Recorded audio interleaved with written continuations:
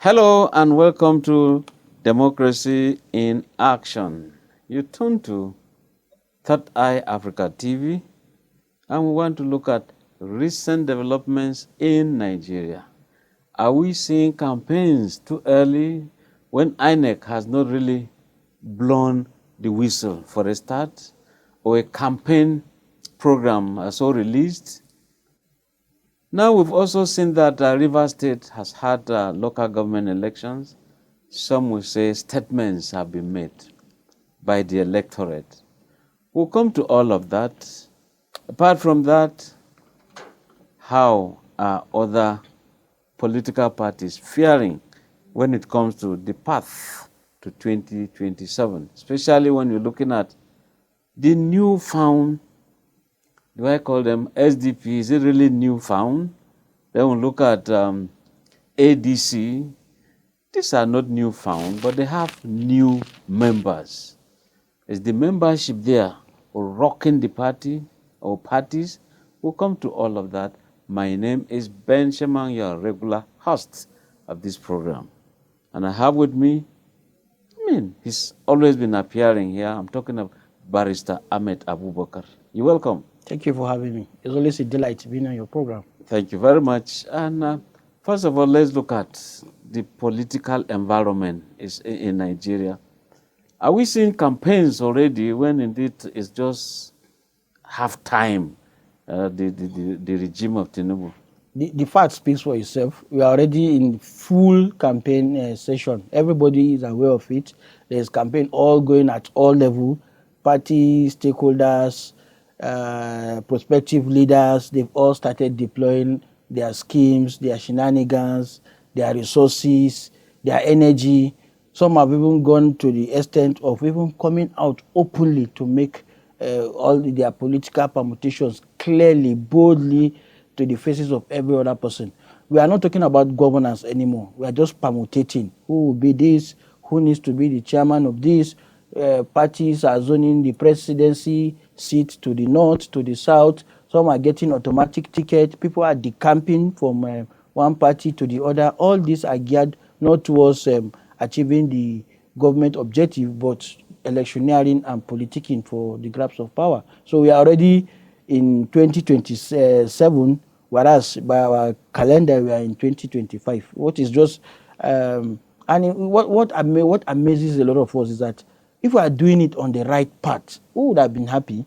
When I say right path, we expected that the moment the government came into power, what is expected, like a norm, is that for every election cycle, courts make pronouncements. Part of the pronouncement made by the courts, they will tell you that their hands are tied because our laws, the Electoral Act, clearly provided that use of beavers, use of particular INEC guidelines is at the discretion of INEC. We all want it to be at the discretion, not longer at the discretion of INEC. Let it be that is a norm. They should follow it. It should be the law, not a guide this time around. But nobody is saying anything about it. Nobody is talking about electoral reform. The West Committee report that has been adjourned as one of the best framework to be implemented to have credible election. Nobody is saying anything about it. Rather, as I said, political actors are busy decamping, realigning, merging forces, permutating, giving threats, making posters, having meetings. But the core, what will lead us to have credible and fair election, which is until those court judgments, those anomalies have been noted, and we are all witnesses to it, until they are encapsulated into the gamut of our law, so that anybody that is complaining about electronic transmission, anybody that is complaining about declaration of result at the polling unit upon completion, in addition to either transmission and whatever other means of electoral reform that will bring sanity into the system, nobody is saying anything about it. We have all kept quiet. There may be some 6 months, 7 months to the electioneering time. In a haphazard manner, in a shabby manner, the National Assembly will just rush in and pass whatever laws they want to pass with a lot of lacunas as the usual trend. Everybody is busy. The National Assembly, they are all well taken care of. Your local government chairman, the board of agencies, board of organization, they are receiving humongous resources that they've never received before now. So everybody for them, some certain individuals, and you think it will reflect on our economic gains. Nothing positive is being shown. We are not seeing anything positive. It's just politicking 100%. Yes. Now, in the midst of all of this politicking, governance has been left in abeyance. It looks like the ruling, those in government are feeling, those in opposition are already campaigning. It's like they're also abandoning governance to say, look, why don't we also join the trend? In the midst of this, like you said, people would have thought that the opposition would be hammering on this Uwais report so that there's a clear way, a path is created towards better 27. And so, what are your takes on all of this? Government, I mean, those in government are simply campaigning. Those in opposition are simply campaigning. When they should be looking at the Uwais committee, especially the opposition. Yes, I quite completely align myself with the postulation that you have made that the opposition, for me, I don't believe we even have opposition, credible opposition, the opposition that will give the government the run for its money. Unlike pre-2015, where you have APC that came with all forces. Here, they are not even pointing out the woes of the government, which are all glaring.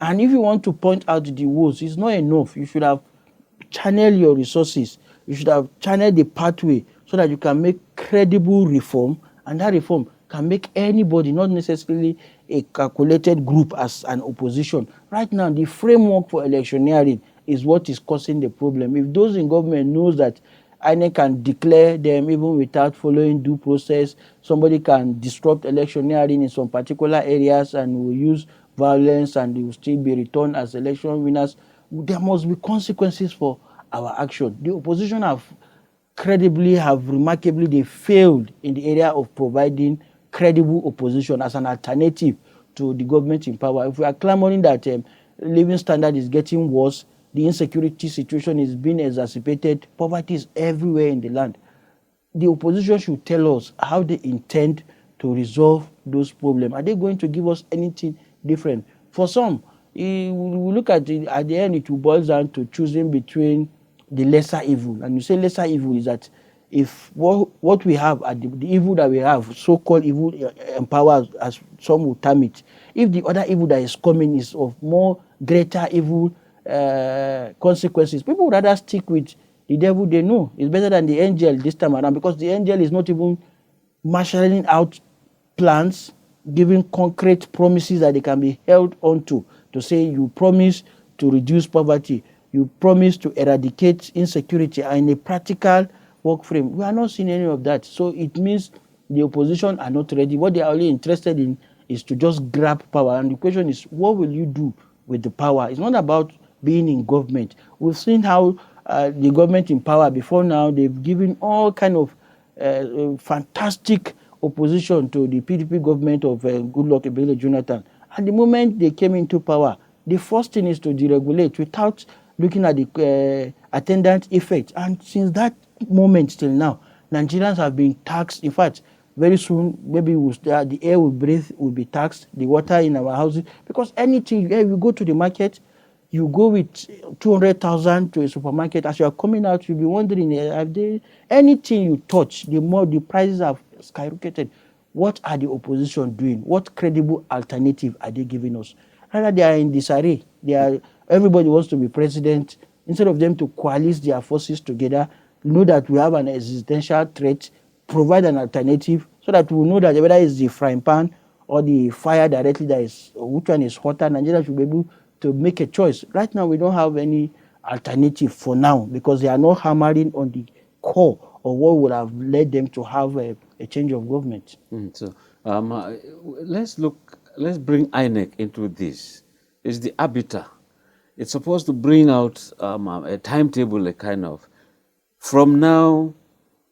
I mean, nobody should be campaigning, especially presidential elections and national elections and all that stuff, or even gubernatorial, except those under off-cycle elections. Sure. Now, what is INEC supposed to do?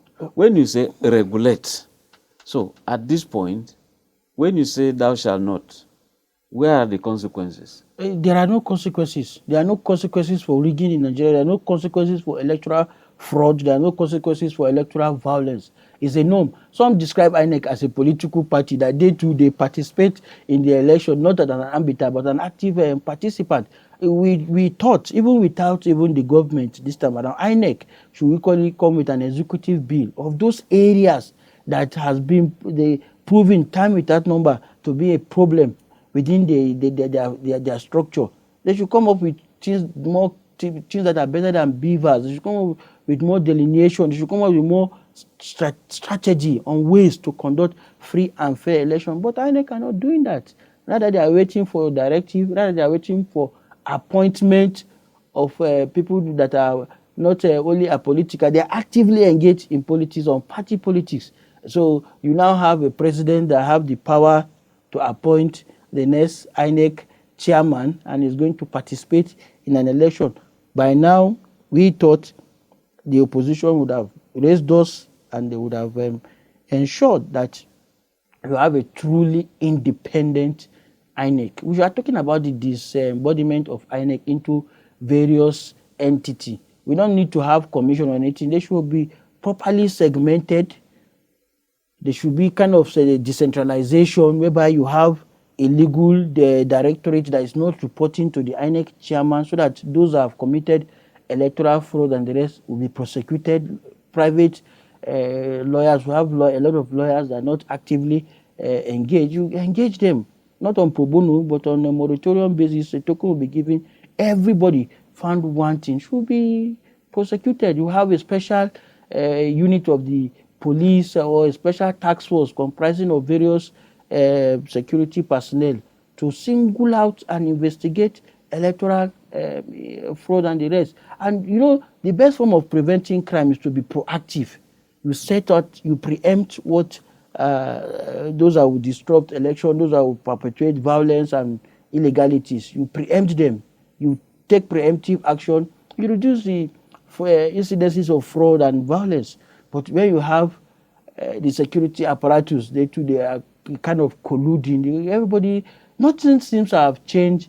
It's as if we are retrogressing actually, because 2015, some certain inroads were being made after the late President Shehu Musa Yar'Adua, may so rest in peace. He's the only person that genuinely, Umaru Musa Yar'Adua, yes, Umaru Musa Yar'Adua, that genuinely was committed to the electoral reform. He started implementing part of the Uwais report, and that is why the opposition in 2015 could upstage the government in power. Right now, we are retrogressing. We've made some progress, but we are retrogressing with 2 steps or many steps backward. Yes. It appears the opposition and the government have agreed under a kind of an oath.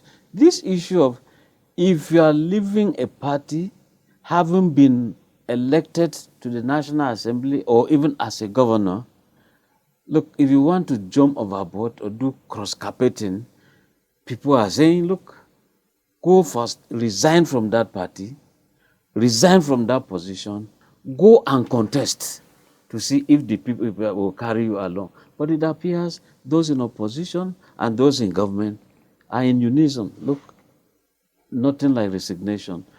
Legally, what do you think about that? Unfortunately, the law allows for that. You know, if there's one thing about breaking the law, there's another thing about circumventing the law.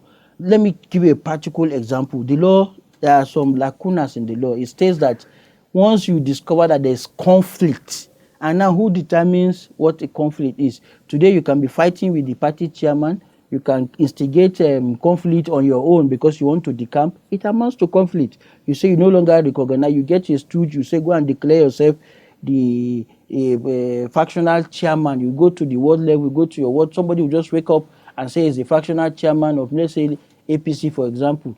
It has created the conflict, so-called. Then if you are in the National Assembly or in the state houses of assembly, it is for the speaker to declare your seat vacant. So if they fail to declare that seat vacant, as you said, they are in cahoot, they are in collaboration. That is the norm, that is what we have. So until me and you, the way we are noting it, we now say, okay, let us have constitutional amendment. Even if we cannot amend the constitution, at least we can amend the Electoral Act. This innovation that you are putting in now, we can even take it a step forward using the act, because it will always be difficult to amend it. But all these things, you ask, with the promises and with the caliber of the person of Mr. President, he talks so much about constitutional reform and a constitutional conference. Until date, the National Assembly, they are just on a jamboree, they are about the constitution, and nobody is amending the constitution anytime soon. The electoral act will not be enough to cater for this anomaly. It will continue to exacerbate, in the sense that those in the authority of taking action, they are not interested in it. INEC just conducted by-election for some of the houses of assembly that are either dead, they are no more, for more than close to a year. So they tell you that the urgency is not there. That what we have is the coalition. People will continue to decamp. And there those won't be people who consequences. didn't have representation. Yes, no representation for more than a year. When you have a Senate now that can ask a Natasha to go on a suspension for more than 6 months, even after the expiration of the 6 months, they refuse. So it means the segment of that community or senatorial district will continue to be neglected. These are some of the flaws that we all know, and we are praying.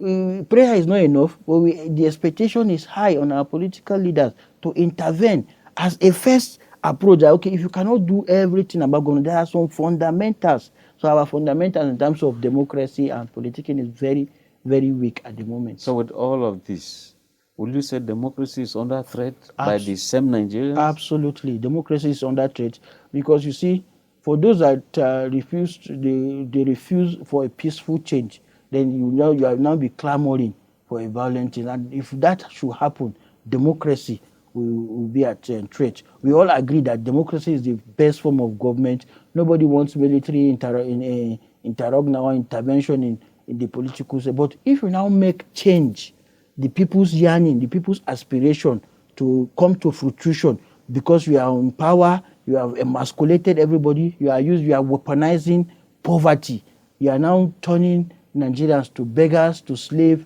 we'll be left with no option. All the uprisings, all the demonstration, all the radical change of government that you are witnessing, you discover that it's people-oriented. And it's people-oriented in the sense that people are no longer giving any alternative. When you are emasculated, when you've been subjugated, you don't have any alternative, any breathing space, then you start clamoring for what we don't want in this our democratic. So we need to really look inwards.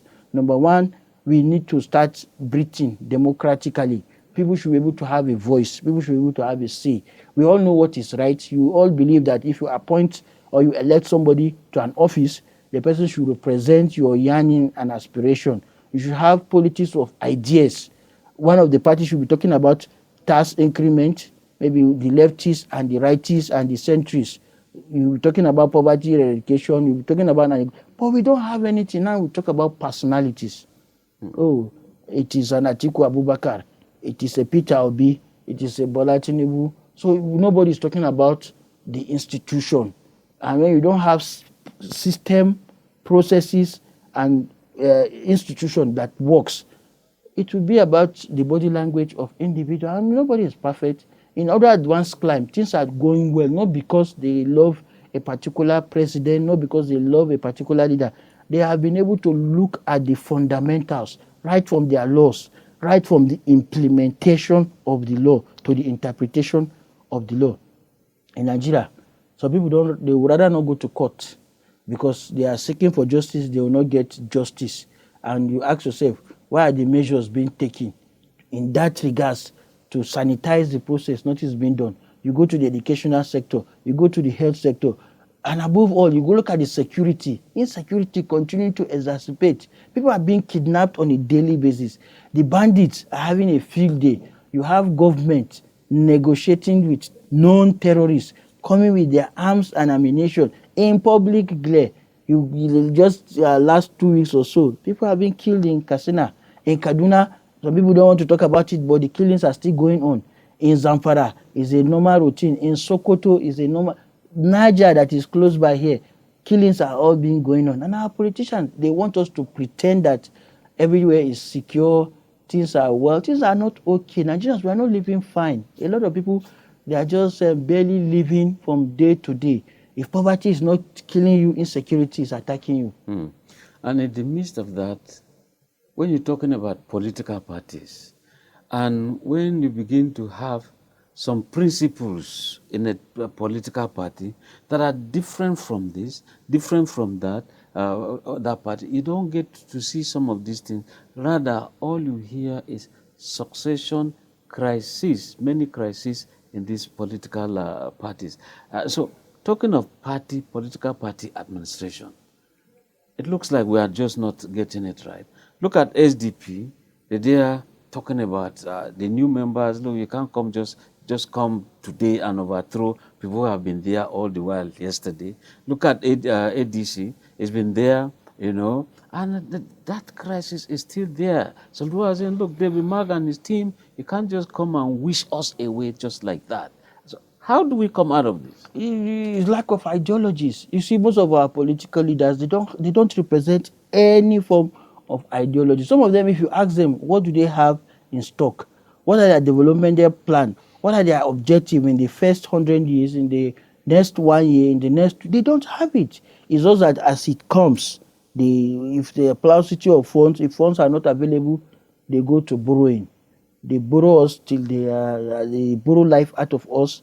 In terms of party structure, they are only interested who becomes the party chairman, who is in charge of registration, who is the secretary. Nobody is concerned about the ideals, the ideologies, what the party represents, what is the action plan.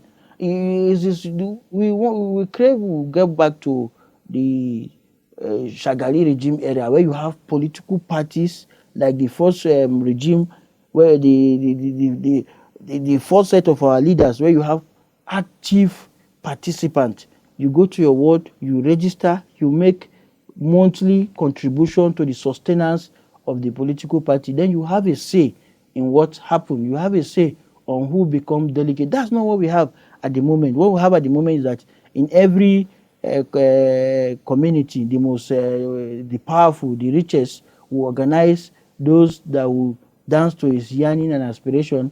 In another case, the incumbent, they dictate who will even join the party, they dictate who will become delegate, and those delegates will eventually dictate who will be the representative. And mark you, our electoral act, as it is, does not allow for independent candidates. And I assure you, all the political parties are having this internal problem. Some will claim that it is the government in power that has infiltrated into those smaller so-called political parties.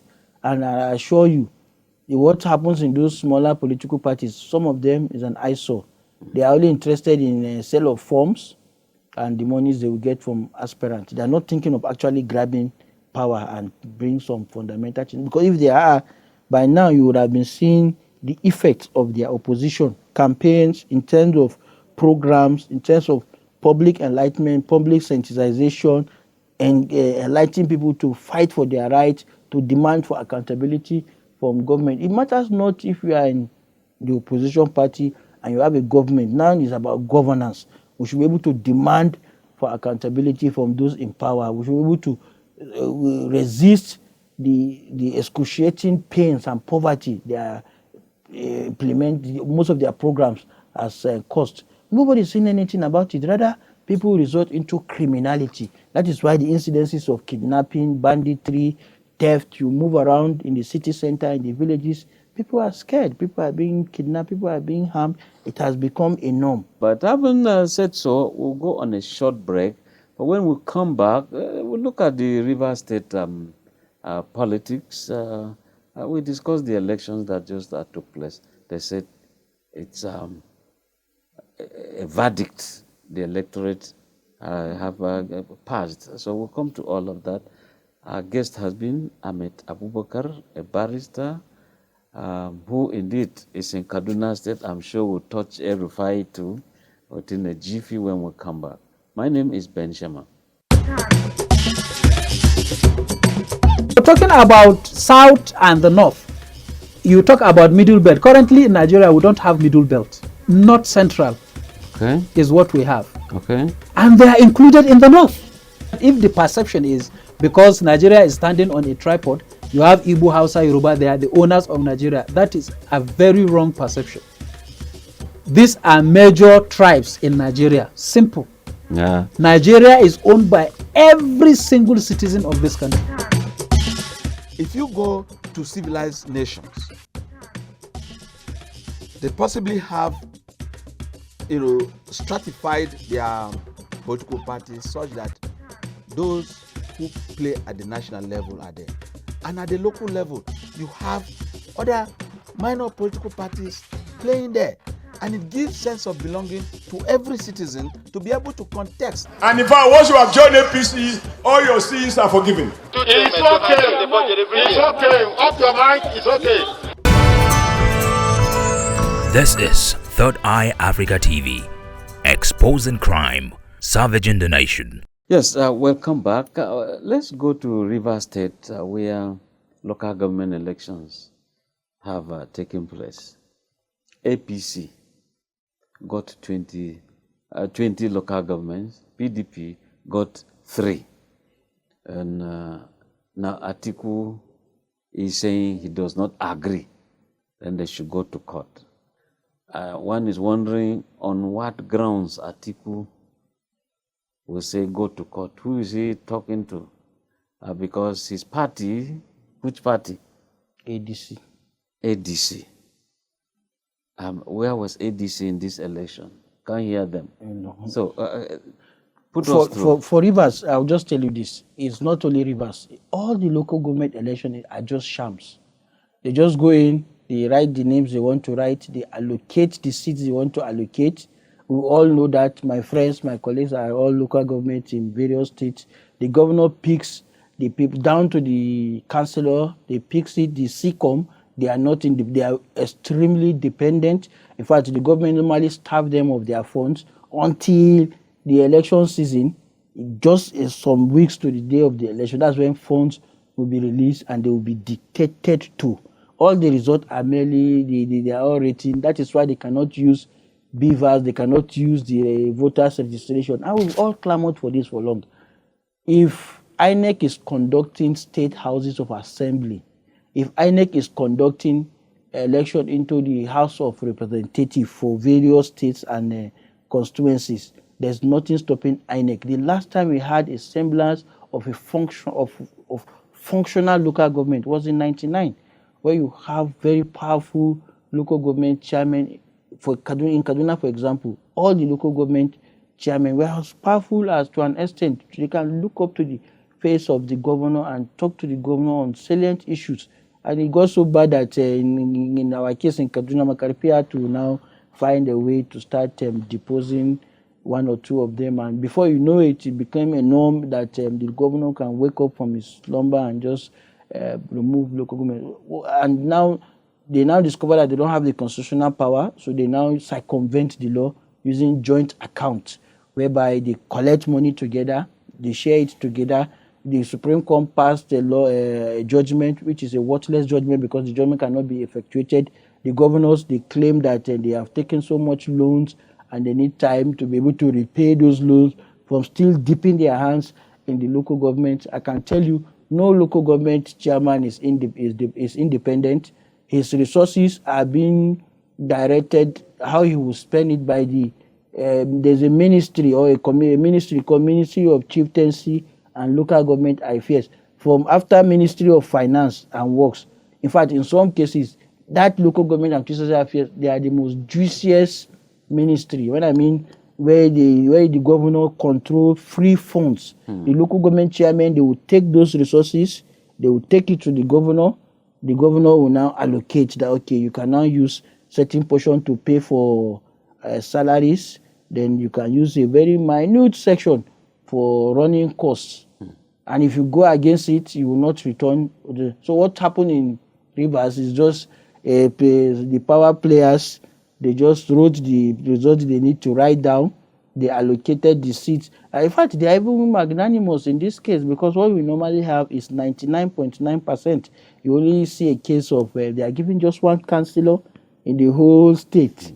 So this is an improvement. that at least there's some element of shame in the aberration that we are seeing. This time around, it's okay. At least Wike is there, and he has shown that he's still the power broker. He said in my local government, let it be, let it be PDP, so that they will think that PDP will say at least we got something. But in the reality, all the people in the other state are the people that they agreed. And then, sorry to say, Fubara is nowhere to be found. He has nothing to do. He has it's part of the deal. Obviously, for him to return back by on the 18th, he has to succumb to this. They cannot even be patient enough to wait for his return so that he can come and conduct the election. So if you grab the local government, indirectly the state is in your pocket, because that's where you now start talking about electioneering at the ward level, at the polling level, at the grassroots level. That is where governance is, the real power is. And now they've taken it. So Rivers State is now in the docket of APC. Now, we've seen this, do I call it the strange one? It used to be monthly press briefing by Wike. Now we're seeing weekly press briefing. And it's all about attacks, APC, PDP, Rivers State, and all that stuff. You should not be surprised. Very soon you two should start having him on your program. It's about resources. He has the resources. All those interviews, I can tell you for free, they are not free interview. These are paid interview. And he has the resources. He's in a juicy ministry, and what do you expect? He's playing to the cards. This is what why they brought him there. He is always known with his signature, and he's just being the person that he is. So when they say people of Rivers State have spoken in terms of the voting pattern come 2027, do you think it's a correct assessment? For now, this is what you have on paper, but it does not reflect the yearnings and aspiration of the ordinary man on the streets in the villages. But because our electoral laws and the electioneering model that we are practicing for now, our vote really doesn't really count. A lot of people, they think their vote counts. It doesn't until they will see the fundamental amendment in the process, in the procedures. That is when vote will actually count. There's nothing stopping INEC. I repeat this. The moment an election is conducted in a ward, that moment the result should be declared. Everybody should have a copy. INEC, over time, they rely on the fact that some of these so-called opposition parties, they don't even have agents. I'll give you an example. Labour Party under Peter Obi, with all the noise they were making, could you believe that they could not even get a single, let's say like 2-3 agents that witness an election fraud? We saw election fraud everywhere, but they could not get one agent to come and testify that I am an agent, not a party man. I witness, or even as a party man, I witnessed this particular fraudulent act in this polling unit. I have documentary evidence. By now, our laws allow for electronic evidence. We have digital camera, we have wristwatches, we have pen. Opposition should be deploying resources for now, should be training their agents that, okay, when you go to the election polling, these are the things where you gather. You see, our politicians are lazy. I say they are lazy in the sense that if I want to be the president, and that's what Bola Tinubu did, you plan ahead 8 years in advance. You know the kind of comment you make. You know the kind of visitation you are engaging. They are just seasonal aspirants. Once the election season is over, some of them will run to Dubai. Some of them will hide in their cocoon. Then if the election is coming, then they now start making sudden gestures. Some of them are ridiculous. Taking sugarcane on the street, eating roasted corn, visiting. All these things, the masses, the poor people can see above their eyes because they know that these things are just a gimmick. Okay. The Rivers people have not spoken. Wike has spoken. And I can say by extension, the presidency has spoken. What will happen in 2027 is a reflection. We are testing the waters. Like some people will say in Nigeria, they are testing the microphone. Sure. Now let's go to Kaduna State, your state, my state. Sure. Before the elections at the state assembly or even federal here, you could see that the one that just took place, Sure. you could see that El-Rufai was on a vehicle, swinging one big flag and saying, look, he was going to swear in the votes for his party. But everything became a ruse, a kind of. You see, you can't fight. It's very difficult to fight the government in power. It's very, very difficult. You have to galvanize and synergize your strategy, your resources. You must come together under one formidable front before you can take out the government at the center. We are talking about resources. Some opposition, they even lack the resources to pay for those agents that will go to the various polling units, the wards, the various constituents to go and supervise that the elections are conducted in a free and fair manner. When you are not paying your supporters the money is allocated to them to even represent you, to monitor the process, you know you'll be cheated. Yes, before we continue, like PDP was saying that their candidate was arrested, they said they had money. The money they claim was for paying of our party agents and all that stuff. So how will you come out of it? You will not want to take them very seriously. At this modern age where you have, you can use an Excel to get the numbers of the account numbers of your agent, no matter their number. You have various banking applications. Within a click, you'll be able to pay everybody in a cashless manner.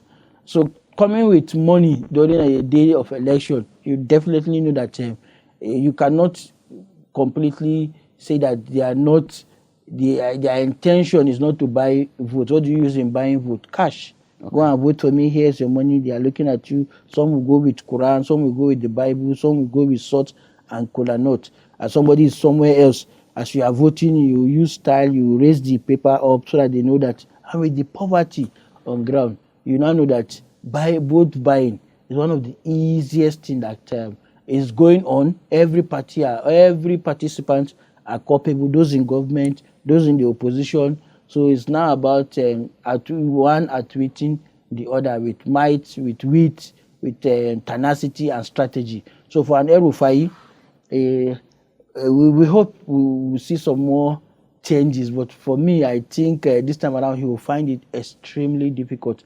He brought in Buhari for us, Kaduna. He brought in so many improvements, but some of these improvements, the loans are still yet to be paid.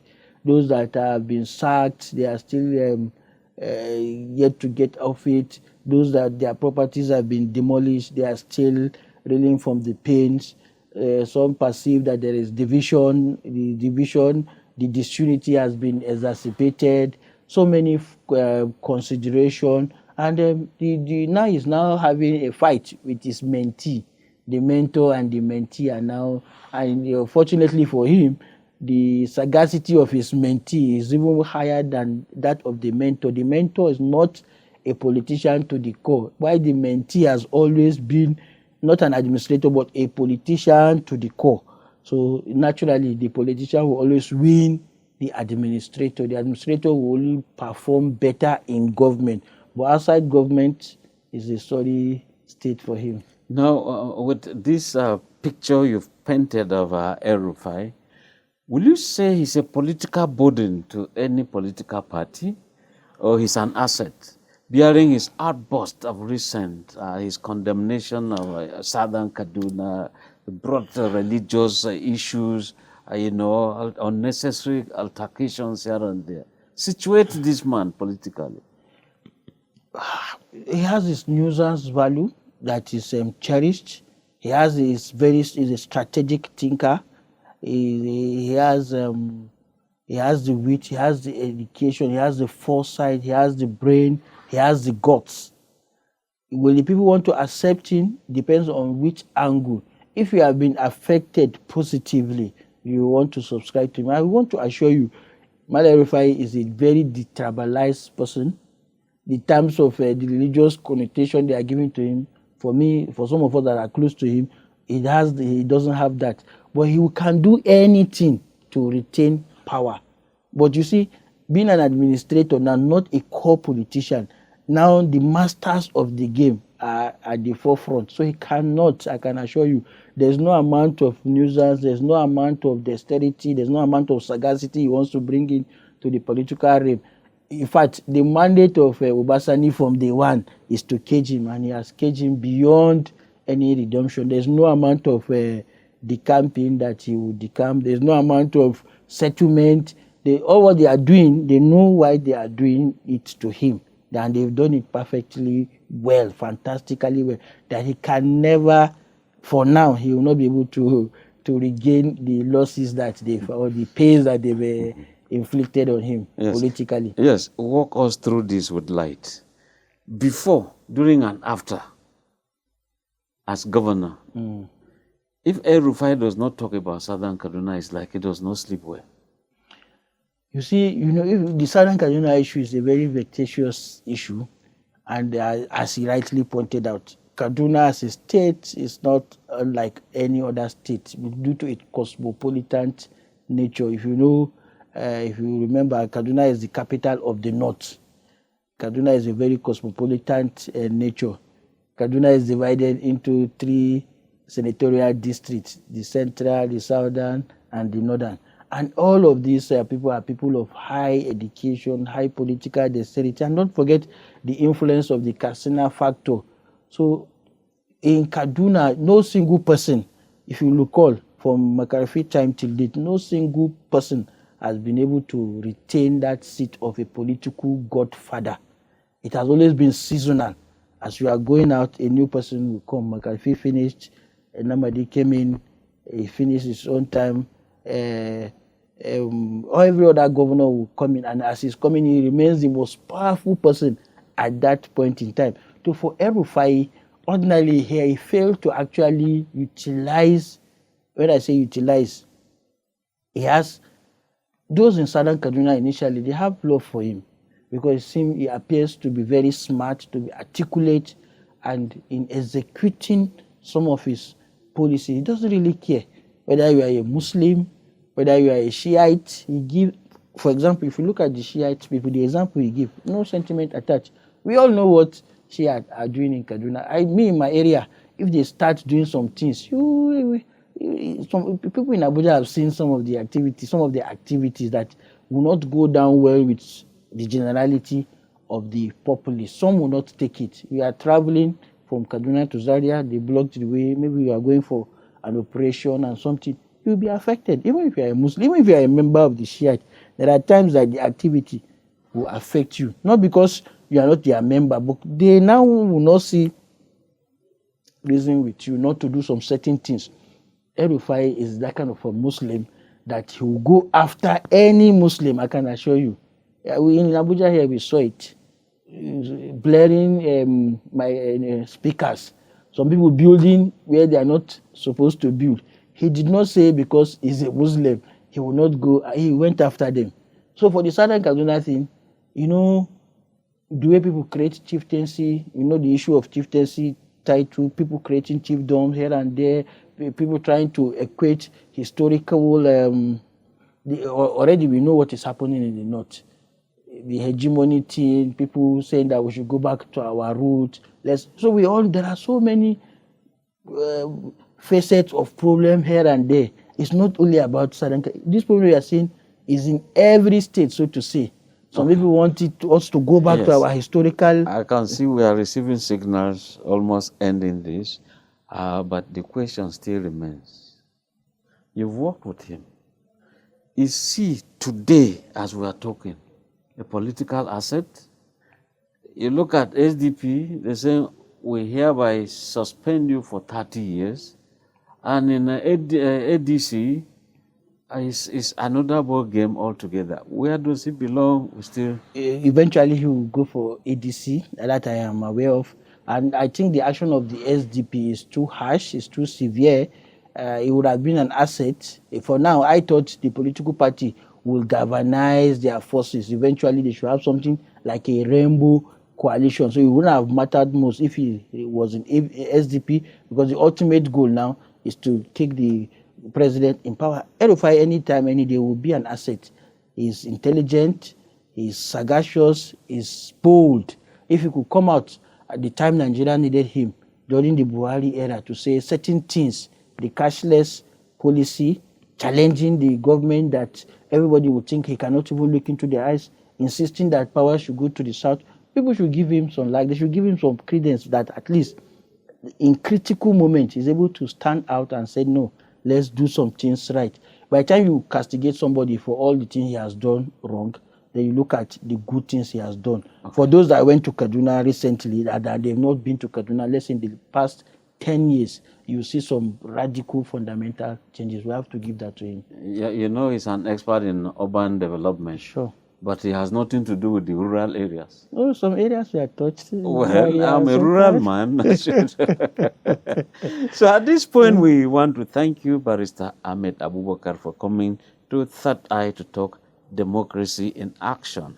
And Third Eye Africa TV, we want to thank you as usual. Thank you for having me. It's a delight to be on your program. My name is Ben Shaman. Keep watching Third Eye Africa TV. And bye for now.